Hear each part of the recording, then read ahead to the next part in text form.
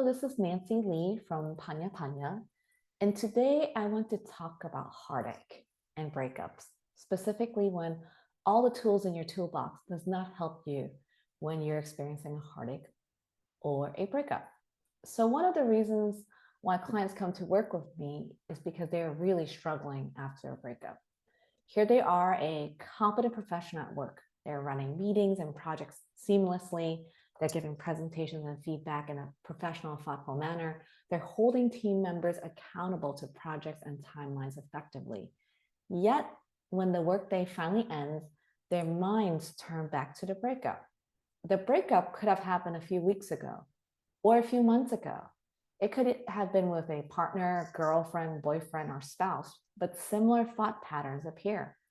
What could I have done differently so that it wouldn't have to end so badly?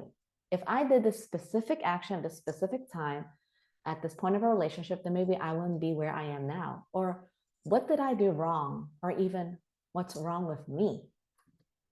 The usual tools of logic, strategy, problem solving, and diligence, all really wonderful ways that earn them the recognition and rewards in their career, are not helping at all in this situation. I want to acknowledge that these people have many amazing tools for their professional jobs, but when it comes to breakups and heartache, they are using the wrong tools for the wrong job. Why? Because breakups are not logical. Emotions cannot be strategized. Relationships are not problems to be solved. And being diligent doesn't mean that things will necessarily get better.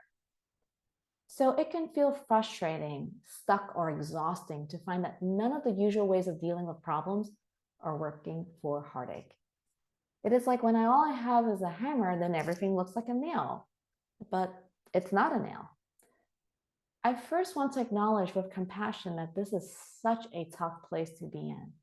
To find a part of our life that's just not working when we are so confident in other parts of our life. It is challenging our identity, who we are, what we are capable of, and what we can do about it. Next, I want to encourage the person to acknowledge how hard it is physically and mentally on the body to replay these thoughts over and over and over again while still carrying on as usual at work or with family and friends.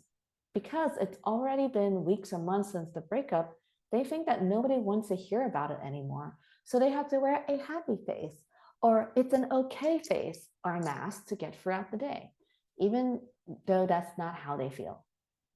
Now, I don't have one solution for this because there's no one size fits all to something that is this deeply important and intimate. I am not a romantic relationship coach, but I do know that the tools of analysis and looking outside to what was done and not done are not going to work. Because if these tools did, then the mind loops would have already stopped. New tools are needed. Tools to develop stronger inner connections so one can weather the storms of relationship and appreciate the possibilities. We can analyze the outside world all we want, but we only have so much influence over it.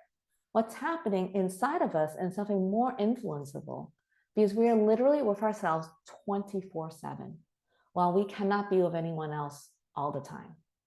So in addition to the tools of logic, strategy, problem solving, and diligence, let me introduce some new tools of interconnection that one can add to their own toolbox. Self-awareness, compassion, communication, rest, play, nourishing connection. These are things and tools that can all help ease and comfort a broken heart.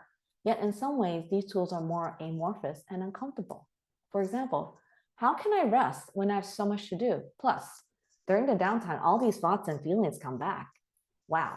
Or how can I have compassion for myself when I'm wallowing in confusion, sadness, anger, and all these other icky feelings?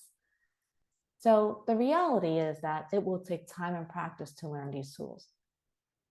And even if you are a busy person, it is worth doing so. Because if you do not, it's like driving down a highway with a windshield that's caked with splattered bugs. You're so anxious to get to where you want to go that you don't want to slow down, get out of the car and clean the windshield because it'll take time and effort. The reality is that if you clean your windshield, you'll get more visibility of the surroundings and get to where you want to go easier. and safer. If you keep driving with a splattered windshield, you have to squint and it'll make getting where you want to go harder. So I help clients become aware of and access these new tools by exploring their own inner connection and what qualities they want to strengthen. Once they find what really works for them on the inside, then they can bring what works to their relationship. So that even if it ends in a breakup, it doesn't have to go through these endless mind loops and using tools that don't fit.